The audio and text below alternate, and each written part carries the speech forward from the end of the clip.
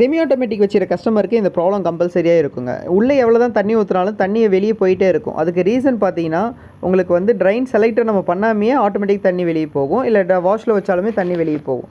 So back சைடில் ஒரு 6 screw இருக்கும். அதை ரிமூவ் பண்ணிட்டு உள்ளே பார்த்தீங்கன்னா ட்ரைன் லப்பர் ஒன்று இருக்கும். ஸோ இதை இப்படி ஓப்பன் பண்ணணும். இதை ஓப்பன் பண்ணிவிட்டு உள்ளே பார்த்தீங்கன்னா காயின்ஸு இல்லை ஏர் பின்னு இல்லை ஏதாச்சும் குச்சி இல்லை பட்டன் ஏதாச்சும் அடைச்சிருக்கும்.